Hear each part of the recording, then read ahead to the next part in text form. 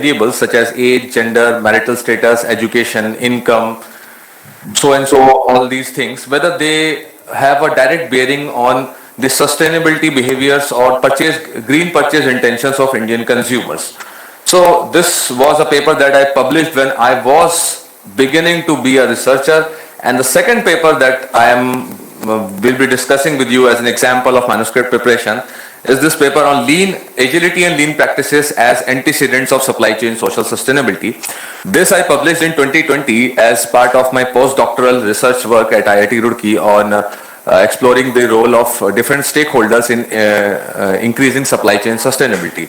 So these are two papers, and I have chosen these two papers because the first paper is from the era when I was learning to be a researcher. I was learning different tools. So it's kind of a very simple manuscript. And the second paper is when I was at the peak of my research form, and I had to deliver the most potent content available, potent content to the journal, to the highest quality journal, as well as to the reviewing committees at IIT. So let us start with the first paper. So the first paper, Socio-Demographics as Antecedents of Green Purchase Intentions, a review of literature and testing of hypotheses on Indian consumers. So this paper was published in International Journal of Innovation and Sustainable Development. It's a journal that targets sustainability. It's both Scopus and SCI index at this present moment. And it's a very nice journal if you are publishing your work and your work is centered around sustainability. So let me zoom out a little.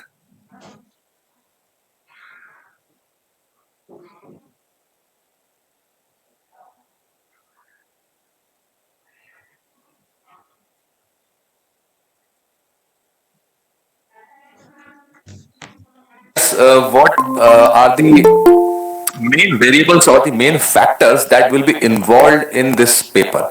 So this is so this paper talks about socio-demographic variables as predictors of green purchase intentions, and how we have arrived here. How have arrived at this proposition is through very rigorous literature review of the past studies, as well as applying those things to Indian consumers. So first of all, the title of the paper needs to be very specific and clear so that the readers as well as the editor can clearly make out whether that paper falls under the scope of the journal, as well as what does the paper tries to convey to the audience.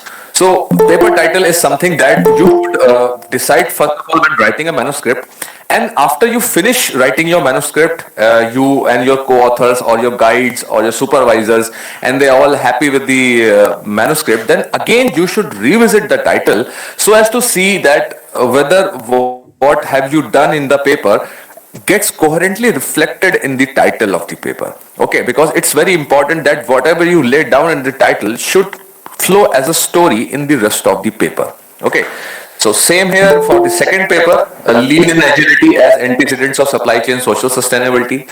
Here I basically wanted to explore whether agility, that is agile supply chain management, and lean supply chain management as an antecedent, or antecedent means a predictor, something that follows something, as an antecedent of supply chain social sustainability. So here basically I was trying to measure whether agility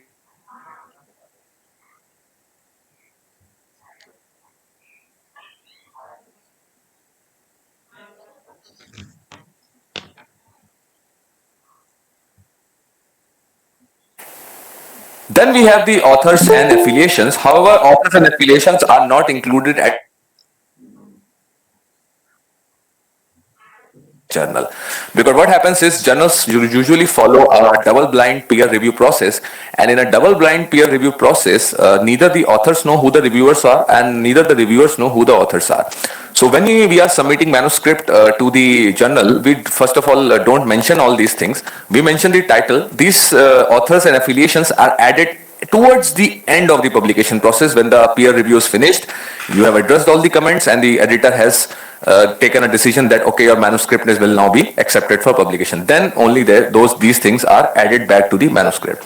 So first of all we add the title, and after the title we come to the abstract. Now what is an abstract? Let me zoom in and you can see the abstract. Now, what is an abstract? Now, a lot of people get confused between the abstract and the introduction of the study. Now, what abstract does is, abstract basically provides a very brief overview of the paper that you have written. Now, paper might span 10 pages, 20 pages, 30 pages as the need may be. And what does the abstract do? It provides a snapshot, a kind of like a trailer to a film.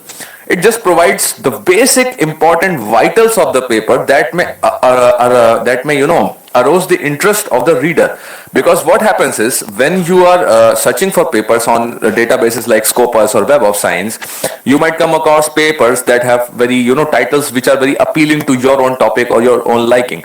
But how do you decide that whether you should read this paper or not? Because a paper is minimum 10 pages and it will require a considerable amount of your time to fully digest and understand. So how do you make the choice that whether you want to read this paper or not? And that is where the abstract comes into place. It basically highlights what are the key variables or the key areas that your paper is addressing, how it is addressing, and what are the tentative findings. Tentative findings means you don't have to discuss each and every finding in your paper. You just give a very tentative or very broad view of what you have explored and what you have come across during your exploration. So if you can read this abstract, you can say it's a paragraph of around 200-300 words, very tightly written. And you can see, if you can read, it says green marketing and green consumerism are on the rise, but not all consumers are equally green.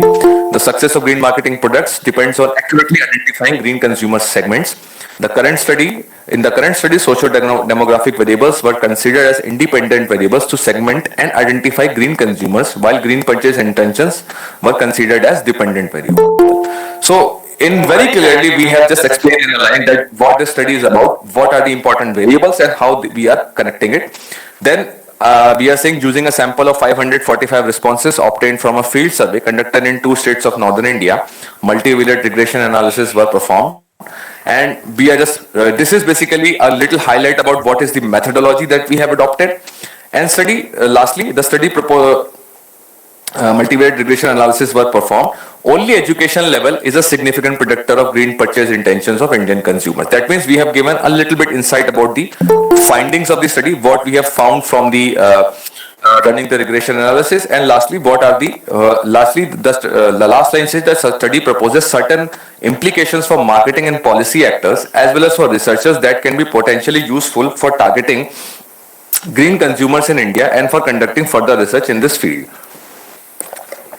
So, as you can see, the abstract here is just giving us a very brief rundown or a trailer of the whole paper, that what this paper is all about, how the things were achieved in this paper, and what were the outcome.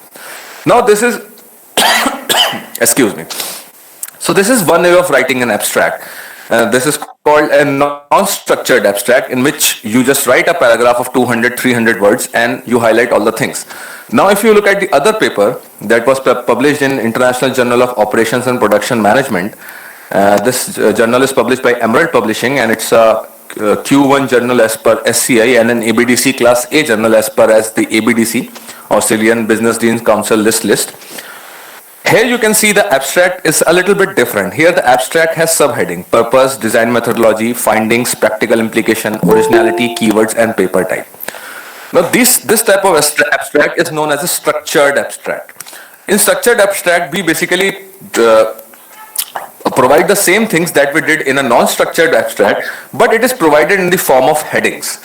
However, I find the structured abstract to be more useful and more readable and more, utilitarian from the point of view of researcher, because it clearly highlights what is what and what type of methodology was used, what was the purpose, findings. And I usually start writing my abstract using a structured abstract format only. And if the journal is not requiring structured abstract, I just basically translate it into a non-structured abstract by just removing all these headings. If you remove all these headings, basically it becomes a non-structured abstract, but the abstract becomes very punchy as well as, very to the point and very, very clear in its delivery. So in structured abstract, we basically mention what is the purpose of the study. Purpose means what do you want to accomplish. what variables you are trying to study, what type of relationship you want to establish. Design methodology approach basically highlights what were the methodological considerations that you have taken, or methodological stance you have taken, whether it's a qualitative study, whether it's a quantitative study. In both cases, you have to mention a little bit about what, if you, since I am a quantitative researcher, I have mentioned here that I have taken responses from 311 supply chain practitioners across manufacturing sector in India, and then how I validated the questionnaire using conformity factor analysis, and using structural equation model, how I tested the hypothesis. Now in the finding sections, you can see the agility and lean practices were being explored as a predictor of supply chain social sustainability. So I have mentioned in the finding section that agility and lean practices are significant antecedents of supply chain social sustainability orientation as well as social sustainability performance. And practical implications, you have to, since we are management scholars, both me and Dr. Arya, and management is a highly, implication driven field. So we have to provide implications for managers as well as for the academicians also. So implications for managers in this regard was that agility and lean practices have a high bearing on improving the supply chain social sustainability, as well as the practical implication for the previous study was that since education level was only the significant predictor of green purchase intentions, that means if somebody or some marketer wants to, segment the population of green consumers, then they should first consider education level as the most important, segmenting variable or the feature variable. So this is how we write the abstract. Now after abstract comes another important thing that is called keywords. You can see here also keywords have been mentioned, and in this paper also keywords have also been mentioned. Keywords are just mentioned below the abstract, and these are to be provided by the author. You cannot submit your paper unless you provide at least 5 keywords. Now what are keywords? Keywords are basically terms that reoccur in your paper as well as they reoccur in the literature and are closely related to the topic of your paper. For example, in the first paper, I was writing a paper about green purchase using socio-demographics as predictors of green purchase intentions. So I have written everything related to green marketing, in sustainability, green purchase intentions, segmentation of green consumers, socio-demographics, environmental strategy, green consumer behavior, so on. So basically, these are the terms that reoccur in my paper. And what keywords does is, when any researcher, when they sit down on the computer to download papers on one particular topic, they basically write terms related to that topic. For example, they might write green marketing, sustainable strategy, environmental marketing, segmentation. People just type 1 or 2 words and then they try to see how many papers they list. So what this keyword section does is, it basically helps the database such as Scopus, Web of Science and Google Scholar to identify your paper and link it with the respective search term. So that if somebody makes a query or search with these terms, your paper will also come up in the list. And the more accurately your paper comes up in the list when somebody searches it, the more chances that it will get cited, and the more citations you will get. That will basically improve your H index and I index and everything, it will just improve your academic performance indicators. Similarly, in this paper also, keywords are also there. Social sustainability, lean, agile, social sustainability orientation, social sustainability performance and operational performance. Okay. So basically keywords are the terms that are reoccurring in your paper, as well as the terms which are very common or associated with the topic of the research that you have undertaken. So this was the title, abstract and the introduction. Now this is basically the preamble of the paper. The manuscript hasn't started yet. This is the preamble, and it is very, very important to write good abstracts and good keywords, because these are the first things that comes into the vision of the editor first of all, because the paper, when you submit the paper, it goes to the editor. The editor sees that the paper first of all falls in the scope of the journal, the topic that the journal publishes, the paper falls in that. Secondly, they also look for language, clarity of communication, etc. And the language and the clarity of communication can very well be communicated to language, quality of language and communication can very well be communicated to the editor by just the abstract and the keyword. So if your abstract is tightly written, you have a good title and you have good specific keywords, you have impressed the editor at that moment, and the editor will most probably send your paper to the review. But many a time it does happen that very good research papers, but they have a very weak abstract or a very weak title, they get straight away rejected by the editor. Means they don't even go into the review. The editor rejects them on grounds of poor communication quality or not being in the scope of the journal. So basically, the abstract and title are the preamble, and they basically get your foot in the door when it comes to publication. Okay. Now let's come to the main body of the research paper. Now every research paper, whether it's management or social sciences or pure sciences like physics, chemistry, or engineering, every research paper has certain very fixed type of sections that are used by all of the journals. If you prepare your paper with these sections in mind, there is no need to panic or no need to modify your paper any further. So usually a research paper has first of all an introduction section, then a literature review section, after that a methodology or processes section. After methodology and processes, we have analysis. After analysis, we have results discussion. After result discussion, we have implications, and lastly, we have conclusions and limitations. So these are the 7 basic sections that our paper has: introduction, literature review, methodology and processes, and analysis. Analysis can be anything. It can be qualitative and quantitative. Results where we discuss the results of our analysis. Implications means what are the implications? What are the actionable insights that we have provided from our study. And lastly, conclusions and limitations will be basically what are the conclusions that we are drawing from this whole data analysis, how everything was done, and what were the limitations of the study.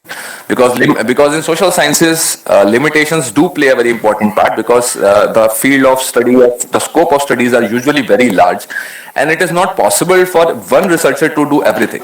But it is also very imperative that we highlight the limitations so that other people can take up those limitations, as well as when they adhere to your findings, they know that there are certain limitations that should be kept in mind by adhering to your finding. This helps them to oversell, or this helps to avoid overselling or over reliance on one study. So let us now start with the different sections of the manuscript. So first of all, we have the introduction section. You can see that in this paper also we have the introduction, and in this paper also we have the introduction. So what does the introduction section basically does? Now the introduction section is very important. It does 3 jobs, 2 to 3 jobs that editors always see. First of all, the introduction section basically lays the groundwork of what this topic is all about and what is the current state of affairs regarding this particular topic or particular area of study. Okay. Matlab ki, it basically shows, the introduction section basically shows your awareness as a researcher, and it basically shows your awareness as a researcher about the topic you are studying, as well as the current state of work that is being done over the years in your field. So it basically shows your situational awareness about the topic.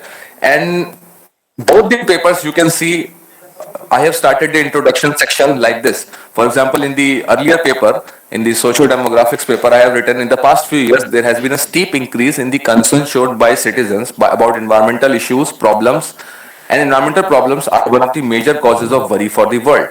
And this paper was published in 2015, so I have given citations of 2011 and 13 because those citations were available at that moment. And then you can see that these concerns force the discipline of marketing to adapt itself to be more environmentally sustainable by extending into new vistas of development such as ecological marketing, green marketing, greener marketing, sustainable marketing, so on and so forth. So here you can see I am laying the groundwork that environmental conditions or environmental problems are a big source of concern for the world, and the marketing and the management fraternity has adapted itself to tackle this change. Similarly, in the second paper, if you can see, I have also given the same line of logic. Research on social sustainability of supply chain is still sparse. Therefore, it is not straightforward to comment upon the drivers of social sustainability in the supply chain. So here I'm starting straight away from that. Social sustainability is a very novel issue, and still we are not clear what are the drivers or what are the things that motivate supply chain managers or partners to become socially sustainable. And I am giving references for all these things. As you can see, even when I am talking about that the world is facing environmental problems and it has become a major cause of concern, here also I am giving references. I am not talking anything without a reference, and that too these references are from published papers, and as well as you can use all other things like reports by big organizations like OECD, World Bank, our own Indian organizations like RBI, the National Sample Service Organization. Use the broader data provided in these, reports and papers to lay the groundwork for your problem. Okay. Now you can see the last line, sustainability is now viewed as a competitive advantage. I have given the references also, and here also, adoption of social sustainability is a crucial step in improving overall sustainability performance of supply chain. Here also, I am saying what is the field of topic and how the topic is relevant and important, and that also I am supporting with a reference. Okay, so the most important thing that differentiates amateur paper from a pro level paper that is published in a good journal is the citations. It basically shows how sincere you are, as well as how knowledgeable, what is the depth as well as breadth of your knowledge with regards to a particular topic. Because research is an iterative process. You cannot just pull out something out of your hat one day. You build upon the work of others. Basically, we stand on the shoulders of giants who have already done the work, and we basically take their work incrementally one step at a time forward. And since many researchers are doing this incremental work one step at a time, on a whole, it contributes a lot to the study or to the knowledge of a particular topic.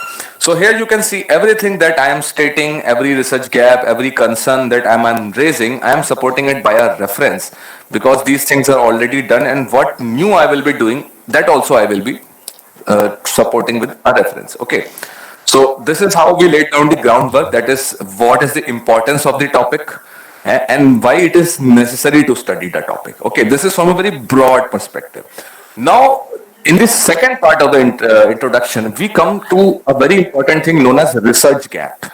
Now, what is a research gap? Now, when you will be going to publish, when you go to publish to a very good journal which is indexed in Scopus or SCI, and it is published by a very renowned publisher, the first thing that the editor will ask or see for is the novelty in the paper. Novelty means what new you are trying to convey with your research. But as I stated earlier, that we cannot pull out anything new from our hats. We stand on the shoulder of giants. But what we do is we increase the knowledge incrementally. Means if somebody has done something, I will do something more over that. Instead of repeating that, I will add something new and more, no matter how little it is. But we have to highlight what little that we are adding to the existing body of knowledge and how it will further enhance.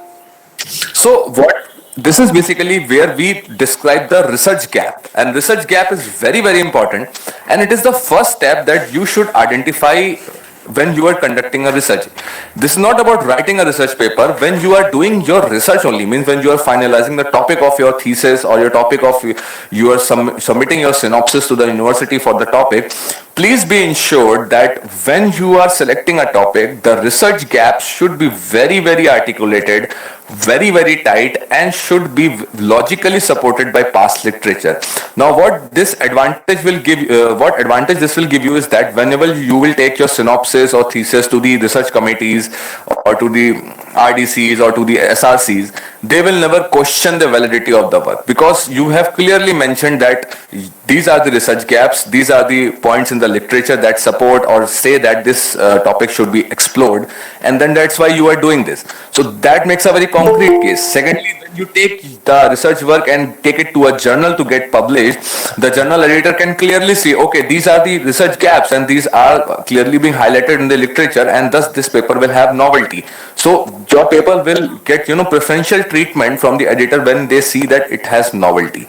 And the more you climb up the ladder of publication, means you go from ABDCC to B to A to Q, from Q3 in SCI to Q2 to Q1, this bar of novelty goes up very, very high. Means you have to, even if you are doing one point, it should be very, very novel, and it should, fill the missing piece in the jigsaw puzzle of the whole topic in question. Okay. So in this very simple paper, I have mentioned that Jan and Kaur have tried to study the effect of socio-demographic variables on green behaviors, but their study is based on convenience sample from single study. Also, I have mentioned here that our study takes a relatively larger sample, okay, and basically the point is that the study was taken from India, and we have taken a lot of demographic variables, as well as we have tried to use multivariate analysis to see the impact of demographic variables all at once. Now, this was a paper that I have written quite back when I was starting in my journey. So the novelty aspect or the gaps are not that very much, concrete, because it is just an exploration paper. And if I come to the second paper, which is published in International Journal of Operations and Production Management, which I published just in 2020. Now, if we study the second paragraph of this manuscript, you can see that each and every line is delivering a hammering blow when it comes to research gaps. For example, if you read that researchers in the past have studied lean and agile and sustainable paradigms as separate entities, and researchers have started to explore the potential compatibility between lean and environmental sustainable paradigms. However, the social sustainability pillar is still not given its due attention. That I am highlighting that sustainability actually is a three-tier concept: environmental, social, and financial. I am expert in environmental and social sustainability. So here I am saying that environmental sustainability has been given its due share in literature, but not social sustainability, and I have supported that with a reference. Secondly, there is a lack of understanding about how social sustainability goals can be integrated into supply chain paradigms. This also I have supported with the literature, and this is also an important research gap, because social sustainability goals are one thing, and lean and agile supply chain management paradigms are one thing. So how do we, converge efficiency and sustainability in one thing? This is what this paper tries to explore. Secondly, the need and importance of integration of paradigms were first highlighted by Naylor in 1999 on Lee agility, by integrating lean and agile paradigms in the supply chain. So I am also highlighting another thing, that integration of different paradigms. That means when you integrate 2 or 3 concepts to generate a new concept, why it is important and how in the past this has led to development of new theories and paradigms. So here you can see each and every line of this paragraph is basically highlighting a research gap, and is basically giving you a very good rundown of why this study is important. Okay. Now, if we come to the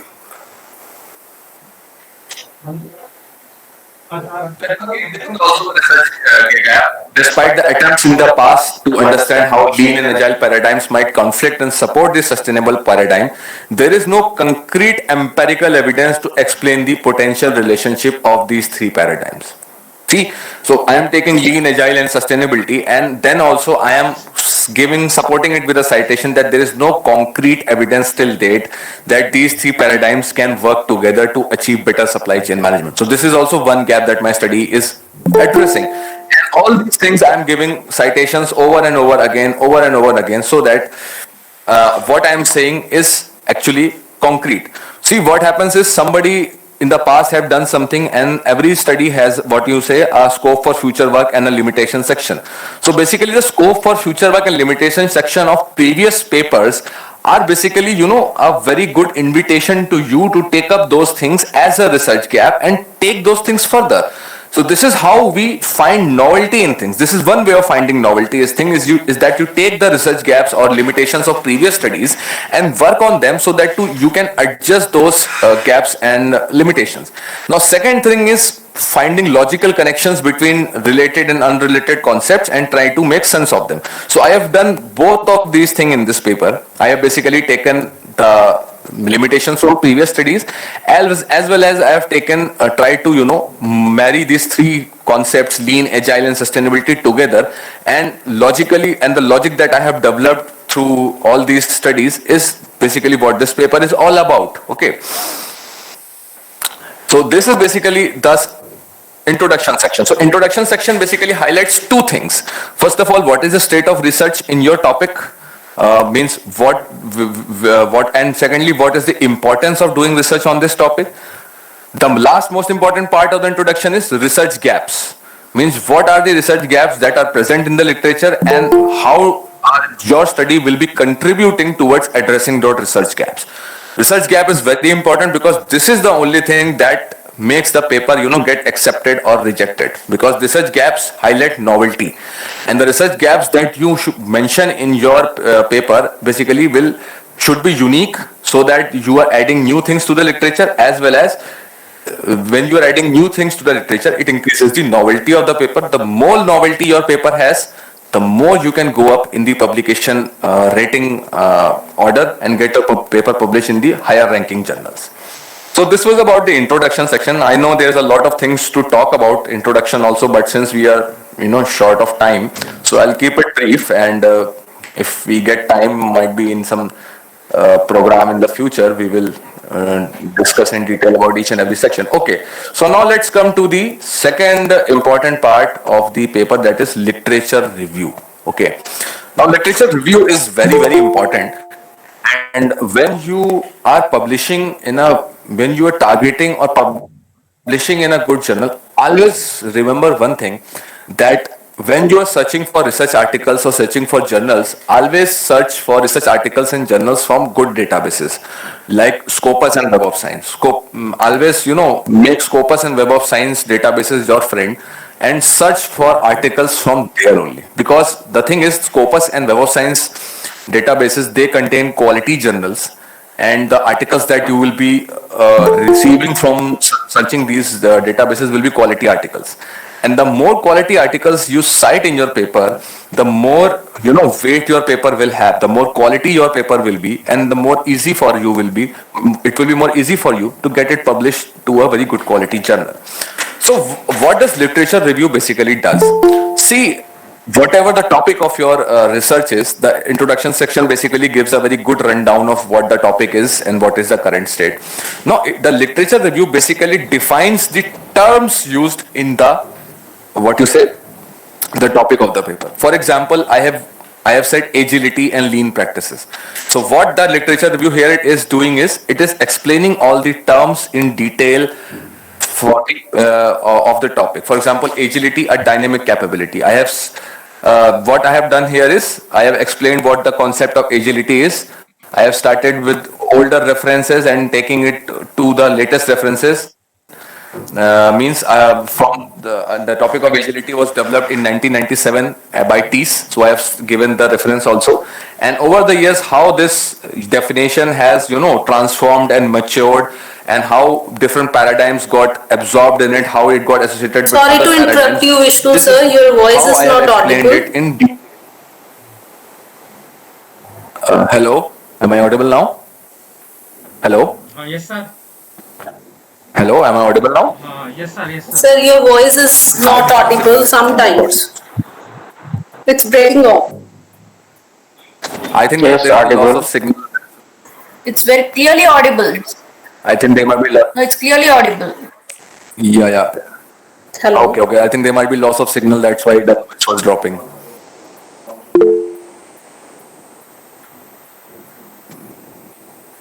It's audible now? Yes, sir. Hello? Yes, sir. Yes, sir. It's audible? Yes. Okay, yes. Now it is audible. Okay. Then we will get back to the discussion. I think the signal was dropping, that's why. Okay, now let's get back to the introduction section. So in introduction section, we basically define all the terms that we will be using in our paper. For example, here we are using lean and agile. So I have defined I have defined in great detail these two terms. And by defining, we means what are the different aspects and characteristics of these terms, how these terms developed over the years, and what are the different, how these terms matured and developed by, absorbing other paradigms and associating them with other paradigms also. So basically this gives a very good, working definition. This section, introduction, the literature review section will provide a very good working definition of the terms that you will be using in your study. So keep in mind that when you are writing the literature review section, whatever language you are using to define the different terms, okay, they should remain consistent throughout the study, because whatever definitions and whatever stance on definitions you have taken in the literature review section, they basically serve as a word in stone for methodology and result discussion and further development of the paper. Okay, so please be very thorough when doing your literature survey and defining different terms. And also, at the end of the literature review, you should be very clear as to what particular definition or what particular approach you will be using when it comes to defining that particular term and using that further in your study. So here I have defined what are lean practices. As you can see, we have defined what are lean practices. First we have defined agility, then we have defined what are lean practices. We have given a very good rundown of all the literature from last, I think, 20 years, from 1999, because the concept is a little new when it comes to, the historical timeline of management concepts. So that's why I have given a very, concise but tight and exhaustive discussion of the same. Similarly, if we go to the demographics paper, here you can also see I have taken all these variables like gender, age, income level, education level as predictors. So I have defined in greater detail what I mean by gender and what are the possible explanations and relationships that have been explored in the past with regards to gender and environmental friendly purchase behaviors. So this is the introduction literature review section. And in this paper also we are using a term called social sustainability orientation. Basically, social sustainability orientation indicates the inclination of the supply chain manager and the industry actors to become more socially sustainable. So here also, since we are taking this as an important variable in the study and we have measured this variable, so we have also defined this variable very clearly.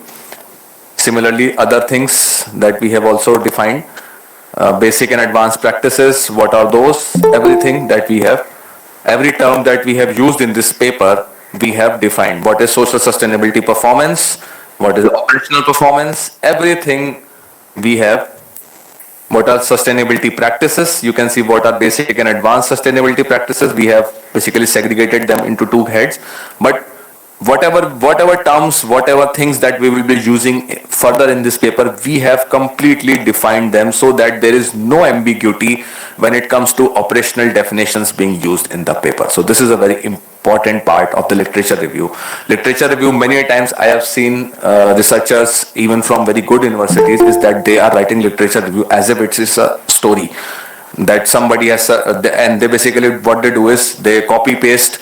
Okay, this person has said that, this person has said that, this person has said that. No, don't copy paste paragraphs and just call it literature review. Literature review should also flow like a story. That if you are tracing the development of a concept from, let us say, 1999 to 2018, don't just copy paste references. See how the concept is developed. That initially in 1999 what they have proposed, then again in 2000 some paper might have come, they might have added something. So keep the flow very much going. Okay, this will help two ways, helping you in two ways. First of all, it will cut down on the length of unnecessary words. Secondly, the reader will also get a very good glimpse of how you are studying the timeline of a particular concept. Thirdly, the editor will also be very well convinced that you are a very knowledgeable person in that area, because if you can write that way, that starting from the development of the concept to present date, you can tell it as a story that okay, then this happened, and the concept got expanded and then it got contracted, so on and so forth. Then it shows it puts a very good impression in the mind of editors and reviewers that you are very thorough with the concepts and they will not mess with you very much further. Okay, so this is the thing with introduction. Is you can see that I have done, you can see the lean management. I have run this one paragraph, and if you can read this paragraph, you can very well see how the concept developed and how I have tried to, chase the development of this concept and the definitions and the practices and the ideologies that, joined with this concept over the years. Okay. Now, after literature review, in the literature review also, we have another thing called as conceptual framework. Okay. Now, what conceptual framework is? Actually, conceptual framework is a subsection of literature review. And in what conceptual framework, what we do is, we basically in this section propose our hypothesis or research questions. Okay. For example, if your study is a causal study in which you are trying to establish a cause and effect relationship or make a predictive model, then that's that will be given that you will be having hypothesis and you will be testing those hypotheses further. But in case of qualitative studies, there might be research questions that you want to explore whether this thing is actually valid or whether these two things actually are related. So basically, conceptual framework is the section of the literature review in which you take all the concepts, all the definitions that you have discussed above, and you try to link them so as to form a particular hypothesis. Now, this is all dependent on the nature of your topic as well as the problem of your study. So just let me give you a brief rundown of conceptual framework. For in this paper, of the demographics paper and the green marketing intentions, we were studying that demographics are a predictor of green marketing intentions. So what we did is, we first of all took gender, we discussed about gender, and then we took all the studies that showed that gender plays a significant role in affecting green purchase behavior. So you can see in this part of the manuscript that with reference to environmental knowledge, a non-significant relationship of gender is reported. Basically, we are listing studies which took gender as a predictor of some sort of environmental friendly behaviors, and we are listing them out one by one. Okay, that somebody has taken this, and we have done this over the years, right from 1972, since demographics are the most oldest segmenting variables available to the marketing fraternity. So the work done on demographics is very, very wide. So we have started from 1972 and we have taken this all the way till 2014. Okay, so that means around 40 years of literature review that I have tried to condense in one paragraph, one very tight paragraph. And on the basis of reviewing this literature, we found that somewhere or the other, gender is related to environmental friendly purchase decisions. So on the basis of this very tight paragraph, if you can see,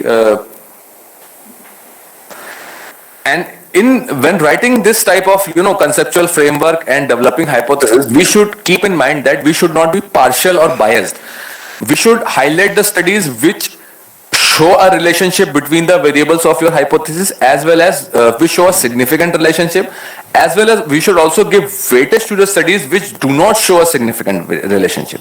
That means it should be in the style of an argument, counter argument style. For example, you can see in the last paragraph, I have also given reference of some studies right from the oldest to the latest, that there might not be any difference effect of gender on green purchase intentions of the consumers. So basically, it's an argument, counter argument style of literature review, where you take two variables, you want to establish a relationship between them so that you can posit a hypothesis.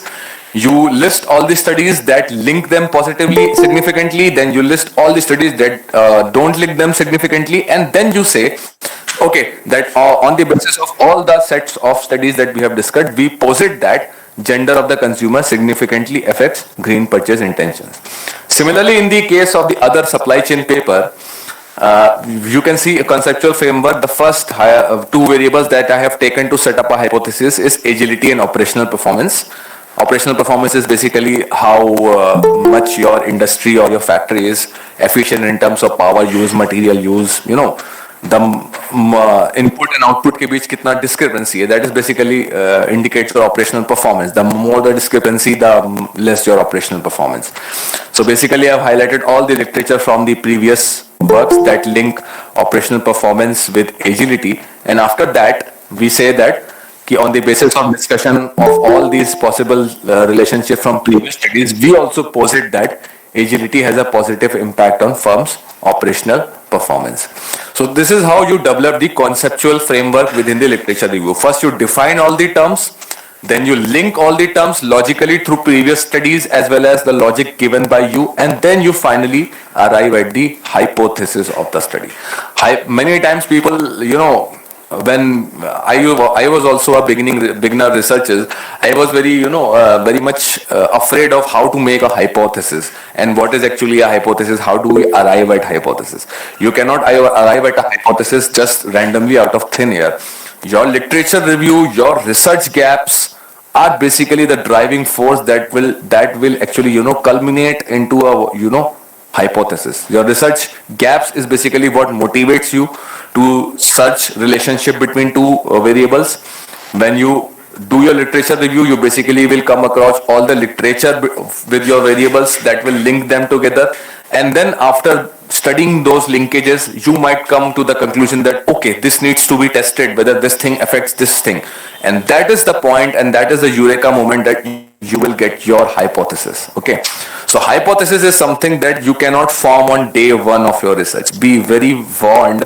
I am advising you in advance. You cannot form the hypothesis on the day one of your research. Day one of your research should be finding the research gaps as much as possible and defining all the terms used in your research as articulately as possible. Okay, so this was about conceptual framework. Similarly, I have done the same. Agility, social supply chain orientation, and sustainability performance. We have taken this further and defined these terms also, and then we have arrived at hypothesis number 2A. Similarly, we are going further, and we are arriving all the hypotheses. We are developing all the hypotheses, and what I do after development of hypothesis is basically I show them graphically through a conceptual map or a structural map. And since this is a very complicated paper, it has lots of indirect effects, so I think it might be a little difficult for somebody to follow on. But in this simple paper of demographics, I have basically gender, age. Similarly, I have done the same for age. I have discussed what age means in the context of demographics, what are the results that have been reported over the years by different people. And since these are mixed results, not particularly in the Indian context, so I have just then posited a hypothesis that we want to test whether age significantly affects green purchase intentions or not. So this is how basically we have developed all the hypotheses of this study.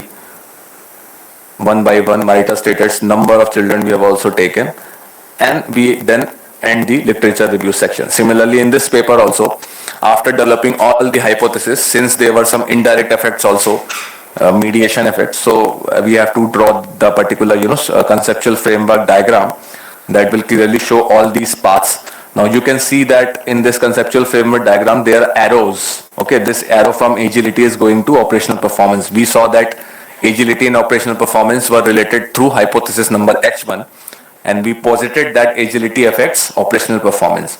So agility is the independent variable of the hypothesis and operational performance is the dependent variable. So the arrow will go from agility to operational performance. And here I have also written hypothesis number H1. Okay, so that when we look at the conceptual framework diagram, we know which hypothesis basically represents the relation between which two variables. So this was the introduction, literature review and conceptual framework. Now we come to the methodology section. Now the methodology section is basically highlighting how you have conducted the study.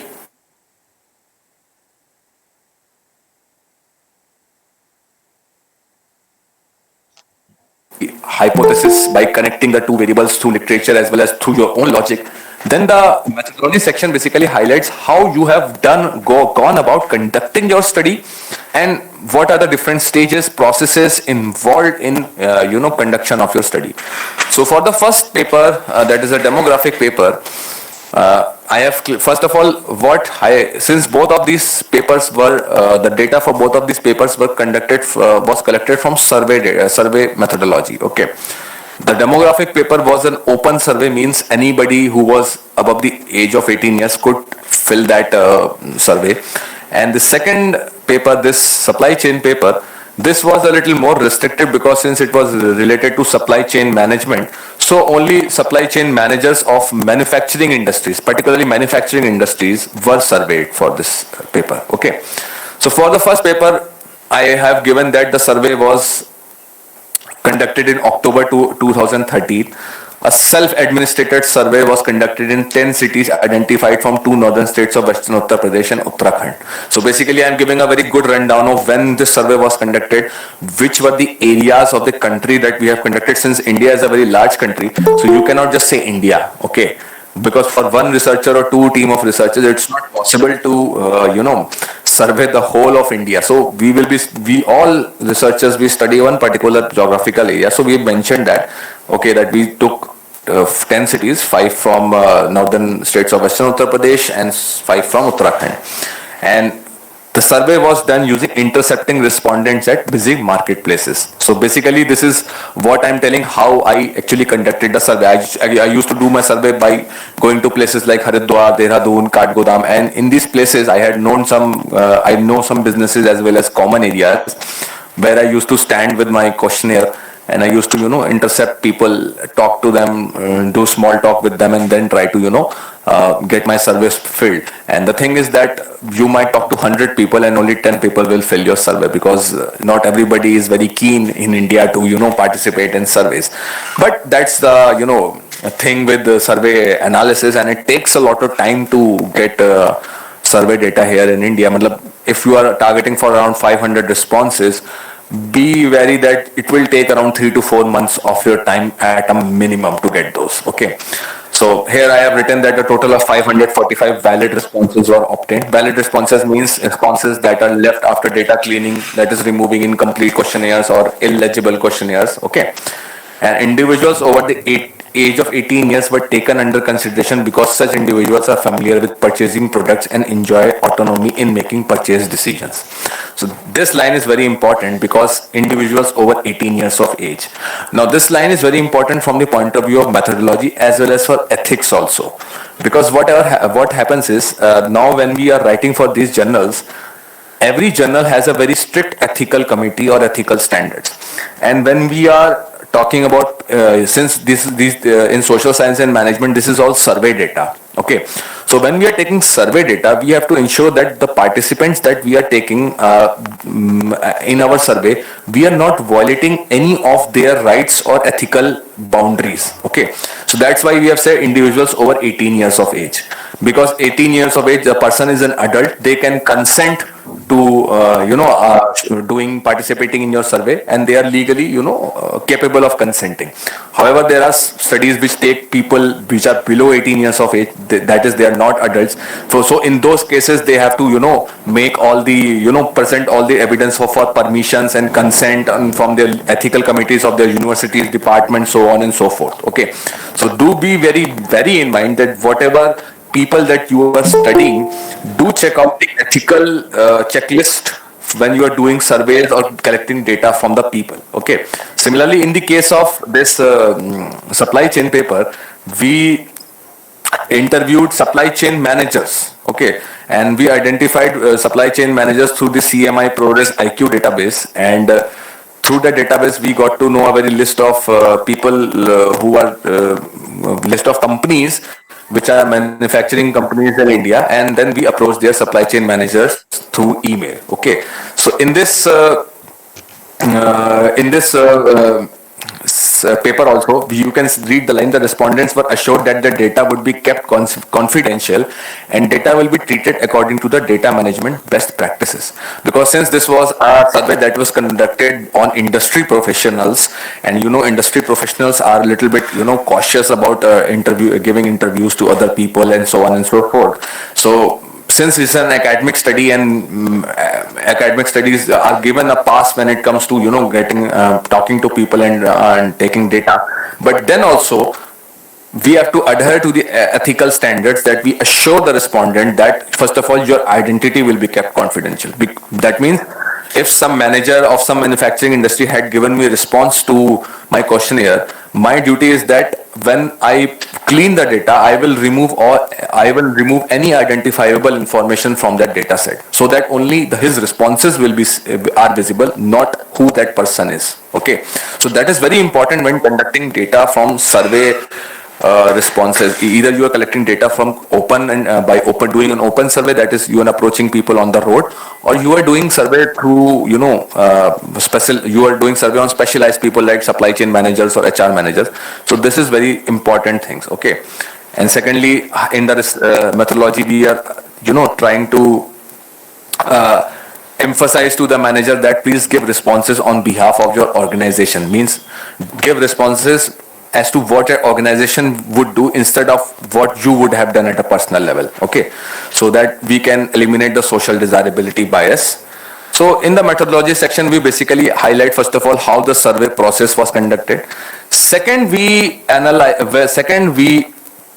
take a very good do a very good rundown of how the questionnaire was developed and how the data was coded and compiled after getting the questionnaire filled. So in the demographics paper, you can see I have a section called measurement and coding of data, and in this section you can see that we are very well highlighting that for variables like age, gender, we have for age we have 5 categories, and for if you have a categorical variable that has more than 2 categories, then in that case we will have to do what is known as dummy coding, and that I have clearly mentioned that this data was dummy coded. And in case of this supply chain paper,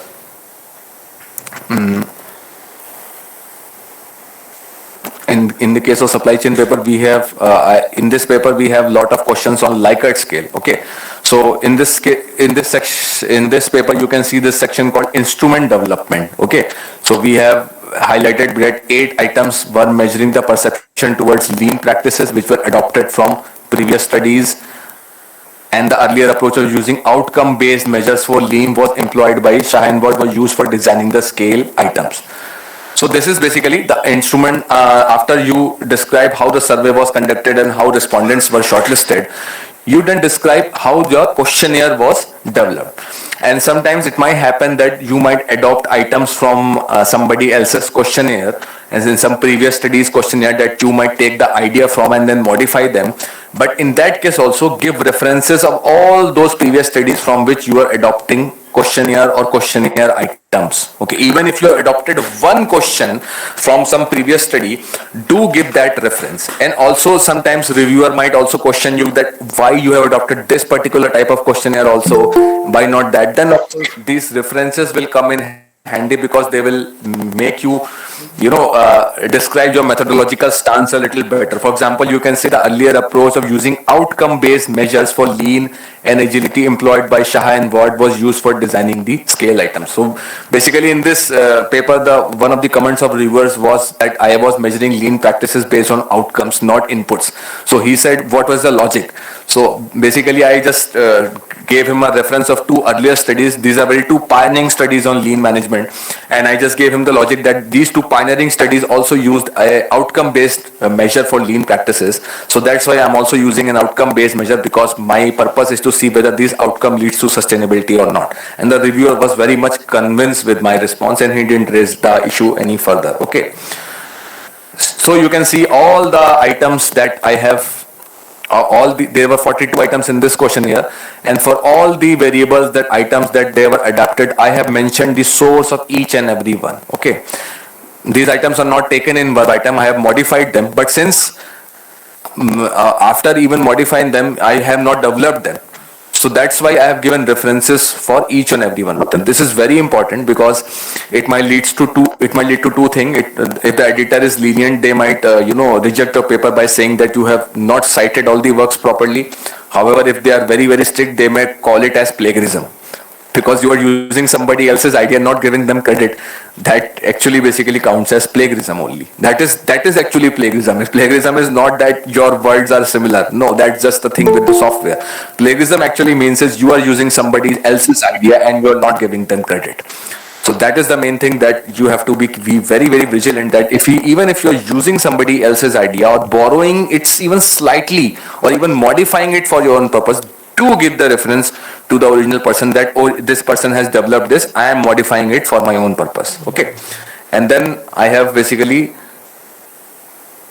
in the methodology, in the appendix, I have basically listed what are the variables and what are the statements from which I am measuring it in the form of a table. This gives a very good rundown of your question, very neat rundown of your questionnaire. Okay, you don't have to attach the original questionnaire as such, because the original questionnaire goes into pages and pages and pages, because it is done so that the respondent feels comfortable and it becomes attractive to the respondent.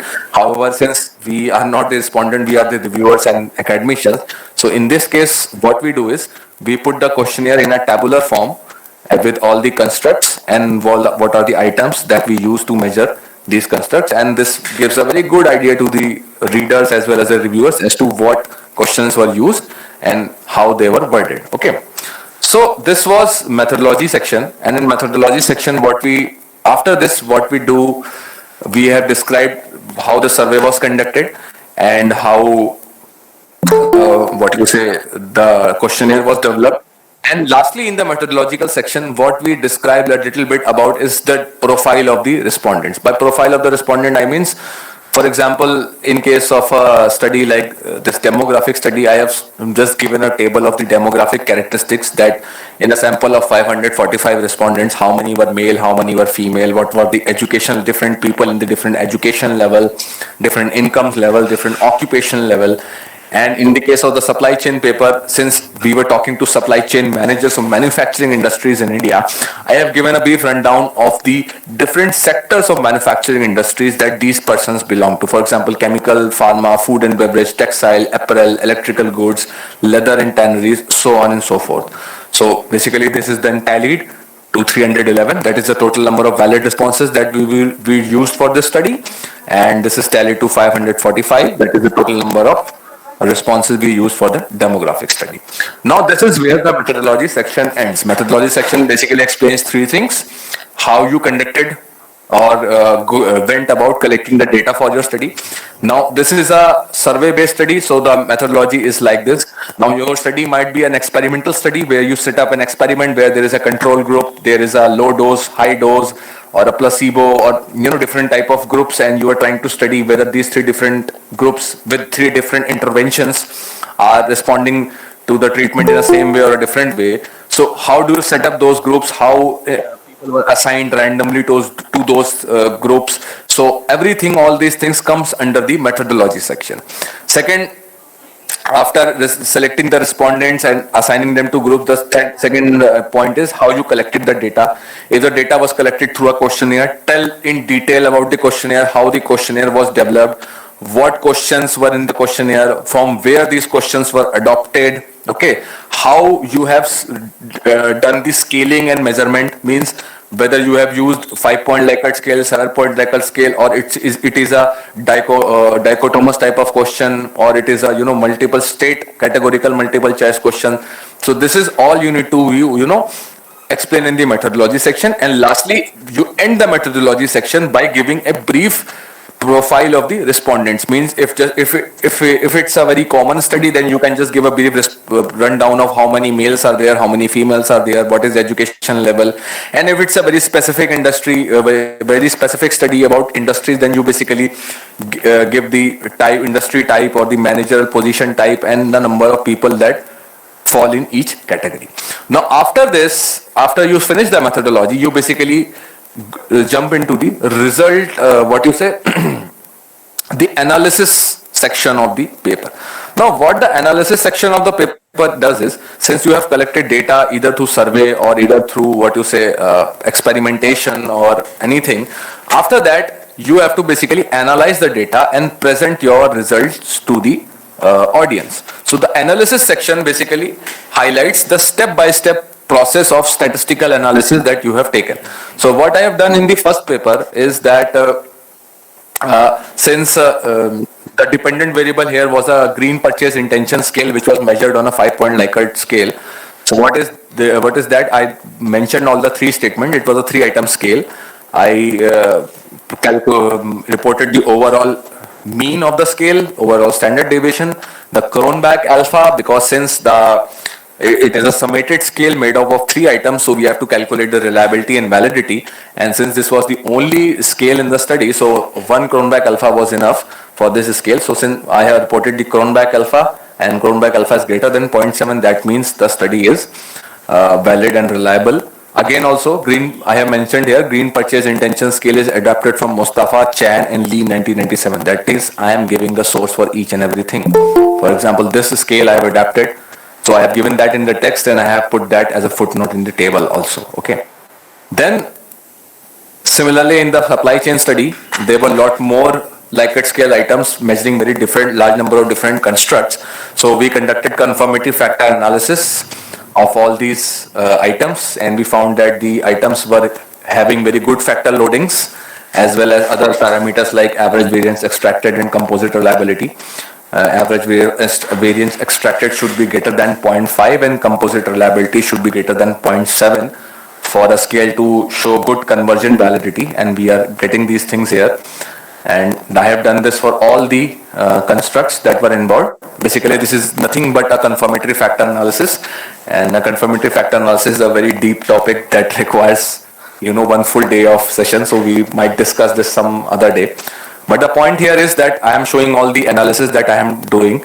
So since this was a survey-based, questionnaire-based analysis, so first of all, we have to ascertain the reliability and validity of the questionnaire. So here we are ascertaining the validity.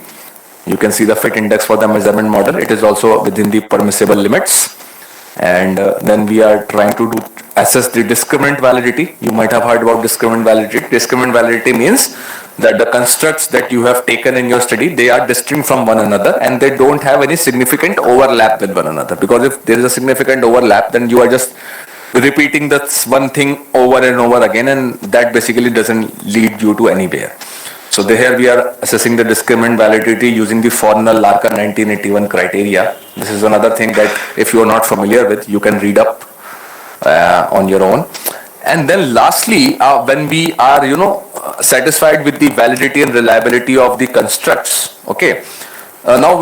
Please be wary with that. Reliability and validity is not a one-step process. Sometimes we have to go back and forth. Means sometimes some item in the questionnaire might not be loading very correctly, and we have to delete that and we have to run the validity analysis again. And this is the whole process of ascertaining validity and reliability. But that is the case for another talk regarding questionnaire development. So lastly, the last part of the analysis section of the paper is basically your results of hypothesis testing.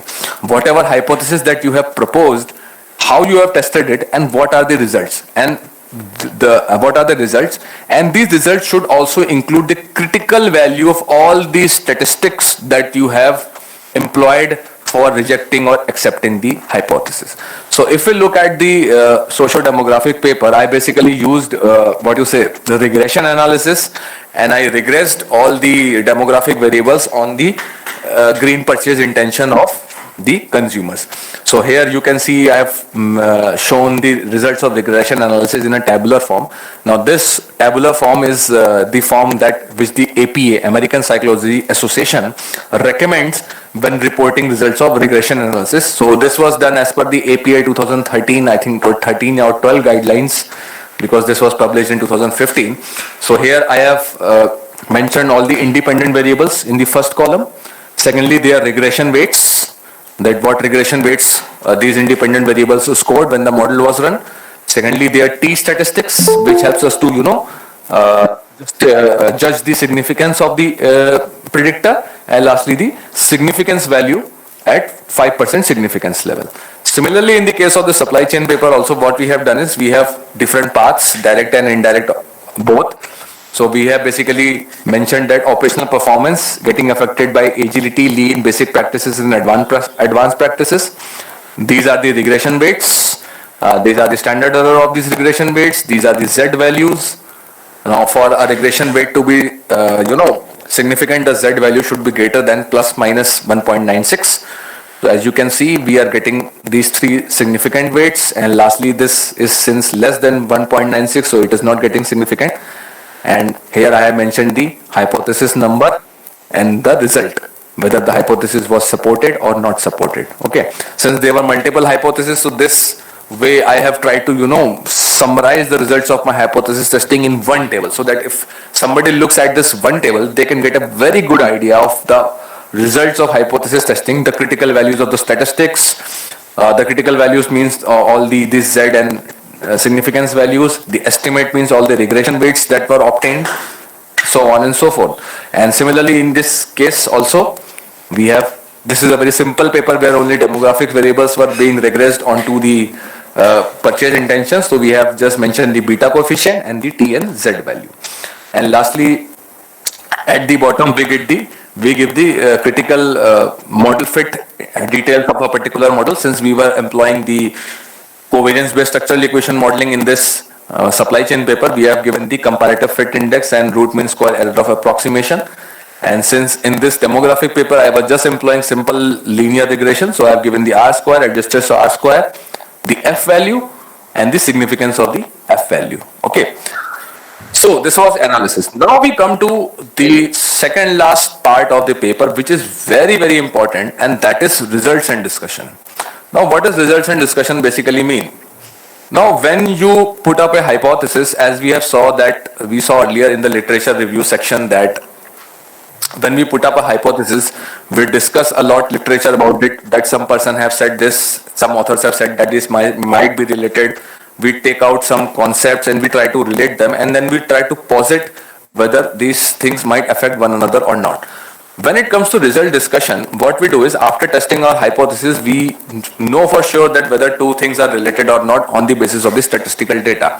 So what we do in results and discussion is, we discuss the probable cause of this relationship that we have seen from statistics. Because what statistics does, it helps you to infer causality. It doesn't give you causality served on a plate. It helps you infer causality. Means it will give you a beta coefficient. A significant beta coefficient doesn't tell you anything other than that it's significant. Okay. You have to logically break down and infer causality from it. And this finding and discussion section is basically your own hard work that you will be putting in. Before this, the introduction, literature review, everything, that was something that somebody else has said and you are just regurgitating it and putting it in the paper. But findings and discussion is something that is your own work, because this finding and discussion section only comes into existence after you have done your data collection and your hypothesis testing. Okay. So in the findings and discussion section, we basically first of all, we tell whether which hypotheses have been accepted or rejected. So as you can see that I have mentioned the table in which I have summarized the results of the hypothesis testing, and I am saying that lean practices and agility have a significant positive impact on operational performance. Now this I have informed from my analysis. Now again, I have to also mention that whether the result that I have obtained, how this result stands out with respect to the literature that is already available. So for this, I have mentioned that this results echoes the findings of previous authors such as Hallgren and Olgren, Gliger and Holcomb, Bloom et al. For the effects of agility and lean practices on operational performance. However, the magnitude of effect of lean is more than agility. It conveys that Indian firms give lean practices more importance for increasing operational performance. So basically, this finding conveys that Indian firms give more importance to lean practices for increasing operational performance. This is my insight into the topic or the problem. So result of discussion, as I said earlier, this section is basically your insight from the inferred information that you obtain from the statistical analysis. Now, apart from just mentioning whether your result is in accordance or disagreement with previous studies, it is also necessary to give some logical reason as to why this hypothesis has been accepted or rejected. And this logical reason comes from two places, either from literature review that you have studied in the past, things might connect, or your own observation which you have done while you were collecting the data or while you were surveying the industries. So for the example, for this hypothesis, I have written that the reason for this result can be attributed to the fact that Indian industries are more focused on high volume and low product variability. Therefore, managers here are more focused on lean practices as a means to increase operational performance by cutting down on wasteful activities and by compliance of standards. So see, my hypothesis H1 was getting accepted that lean practices have a very good effect on operational performance, and this is the reason that I have given, that Indian industries are more focused on high volume and low product variability. Okay. Similarly, I have done this for all the hypotheses. I have basically discussed whether the hypothesis is accepted or rejected, whether this result was in accordance with previous studies or in disagreement with previous studies, and finally the explanation as to what this acceptance and rejection of hypothesis conveys about the state of things in real life. Okay, this is the most important part of findings and discussion, that if you are accepting or rejecting a hypothesis, what does it actually convey about the state of things that your topic is trying to study, and this is the actual output that you will be delivering to the research community. Okay. Similarly, for the demo of its paper, I have also done this.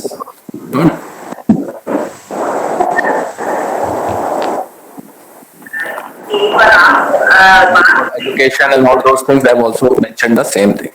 And if you read, if you want, I will share these two manuscripts or published papers with you so that you can read them at your own pace. Okay.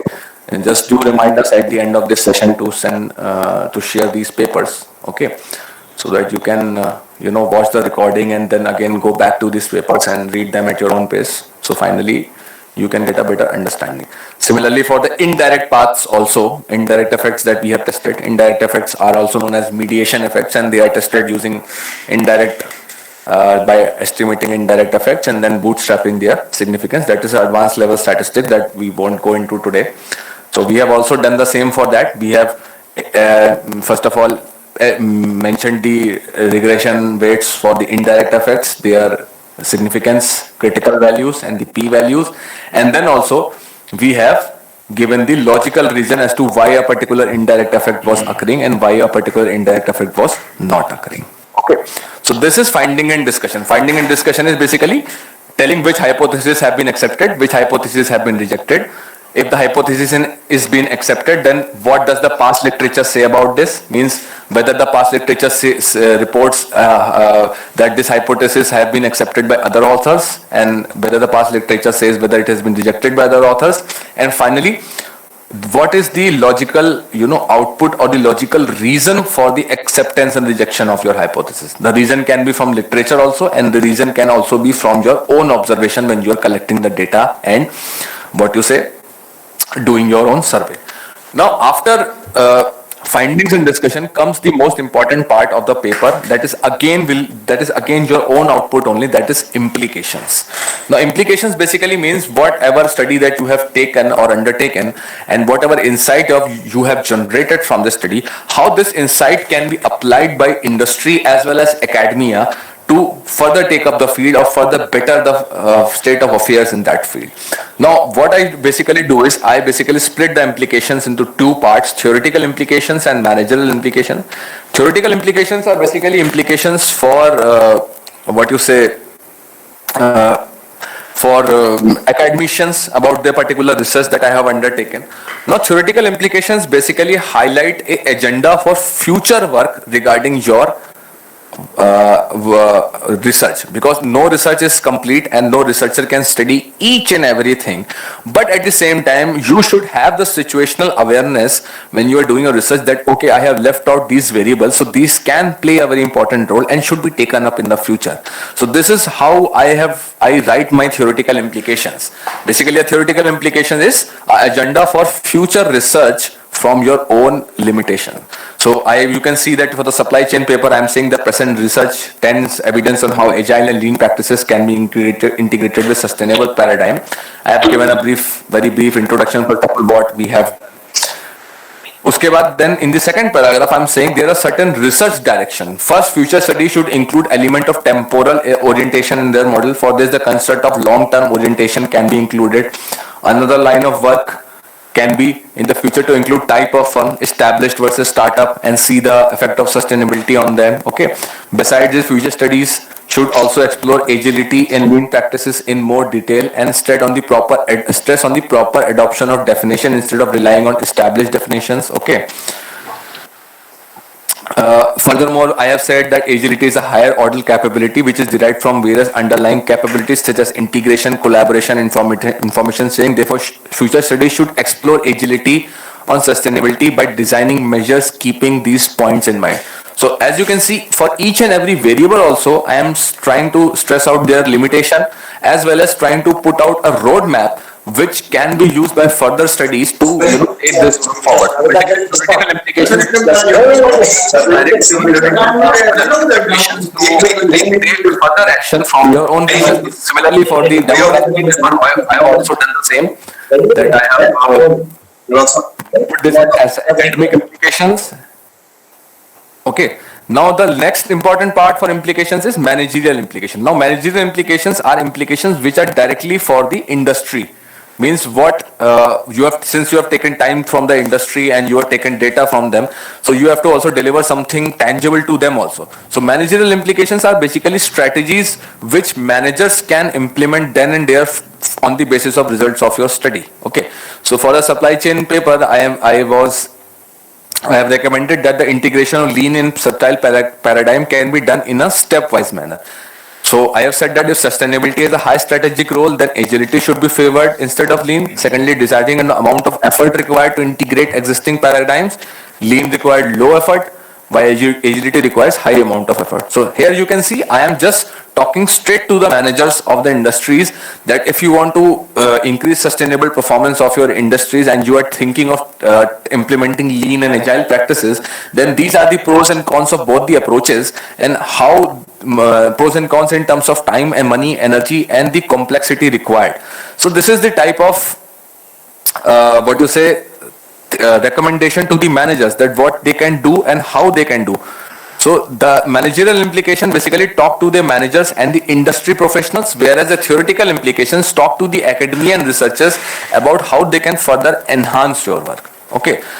Now, after this, we come to the conclusions and limitations. Conclusions, limitations, basically, the conclusion section basically winds up what you have done in your study in one paragraph as to what variables you have taken, what results were obtained, and how were these results expected or unexpected. That's your point of view. And lastly, most important is that you discuss on the limitations of your study in very great detail, because since we are applying statistics, we are doing survey and we are doing these things systematically. So apart from documenting your results systematically, you have to also document your limitations also, because these limitations serve as starting point for future researchers. Okay, so I have documented my limitation here very clearly that the present model is limited to Indian manufacturing companies. Further studies can explore this topic in context of other natures, and future studies can do a comparative study on how Asian countries differ in their approach to sustainability against their European and North American counterparts. Secondly, the present study is cross-sectional. Cross-sectional means you have done the survey at one point of time and you have just analyzed the data, whereas longitudinal means you do a survey, you keep visiting the same respondents over a period of time and see how their attitudes and behaviors have changed. That is a topic for another day. And basically, I'm highlighting all the limitations that I am saying. Also, the present study is a generic model and different supply chains have different needs and strategic choices. So this model should be retested when applying to a specific type of supply chain. As you have saw in the methodology section in the profile, I have taken data from a lot of supply chain professionals like chemical industry, sugar, construction, metal and steel. So what I'm saying is I have developed a very generic model. So if you are applying this to a very specific supply chain, do retest this model again. So that's one limitation. Okay. And again, I am in the last line, I am saying the annual turnover industry type can be taken as a moderator variable in the relationship between agility, lean, sustainability orientation and sustainability performance. That I am saying that, okay, I have collected this data, but since the data analysis was getting very complicated, so I have not done this, but future studies should take this thing into their consideration. So this was the basic, structure of a manuscript, how you anchor your thoughts. You have an introduction where you give the rundown of the topic, the current state of the topic, and the research gaps. And from these research gaps, you have to formulate 2 or 3 objectives of your study. In the literature review, you discuss all the important terms that will be used in the paper. You define those terms, and you put down the working definition that your paper will be using. In conceptual framework, you basically develop the hypothesis and the research questions of your study. Hypothesis and research questions, they both arise from the literature review that you do with regards to certain variables and how those variables might be connected. In methodology section, after this, you highlight how the survey was conducted, how the survey process was developed, how the questionnaire was developed, then what are the profile of different respondents that participated in the survey. In the analysis section, if the data collection is survey based or if it is questionnaire based, you first ascertain the validity, reliability, and then you do the hypothesis testing. In the findings and discussion section, we give a very brief rundown of the results of the hypothesis testing with the critical values. We also give a very good view of whether this result is in support of previous studies or in opposition of previous studies. And lastly, we also give a logical explanation also why the acceptance or rejection of hypothesis has occurred. Now, this can be from your literature as well as from your own observations. Then we give the implications. Theoretical implications are for the academicians who want to further continue this work. You may assign them further paths that you can take this work to further enhance the body of knowledge. And for managerial implications, we basically prescribe the actionable insights that managers can take up from this paper and implement in their industries to improve the performance. And lastly, in conclusion, limitations, we basically highlight the limitations of the study. Limitations mean that the things that we were limited to, so that people who are adhering to the findings of this particular study, they keep the limitations in mind that okay, the sample size was small, okay, or the sample size was limited to one country, so we should not get overly fixated about one result. So this is the basic fundamental of writing a research paper. Now when it comes to writing and technical skills, when you write your research paper, the best thing to improve your writing and technical skills is, let us say you write one section, let us say you write the introduction and you have a particular intention that, okay, I want to explain the state of the art of the current topic as well as my research gaps and the research objective. Once you write that, give it to your fellow scholars or to your supervisor or to your co-authors and let them go through it and then ask them whether they were able to understand the point that you were trying to make. Means whether they were clearly able to decode your point of view. If not, then that means your writing is lacking. Means you are not able to convey your thoughts on paper. And this way it's not something that you can improve in one day. It's an iterative process that you have to do again and again.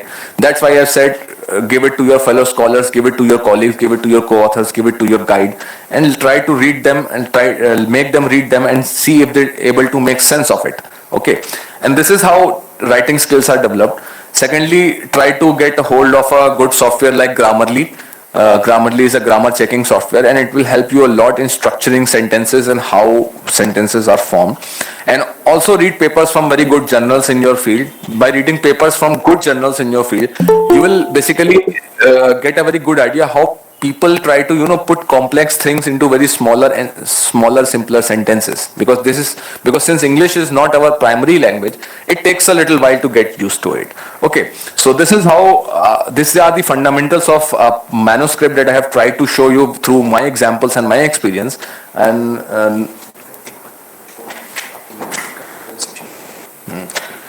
the most important part at the end of every manuscript that I skipped to discuss is the references. Okay, references is basically all the material that you have cited in your manuscript and used as a base to strengthen your argument. So referencing is very important. As you can see, both the papers have a very huge reference list, and I have given all these references. Both of these references are usually in Harvard style. There might be some journals that do it in APA style or in IEEE format, Chicago Manual of Style. There are a lot of styles and it depends on journal to journal.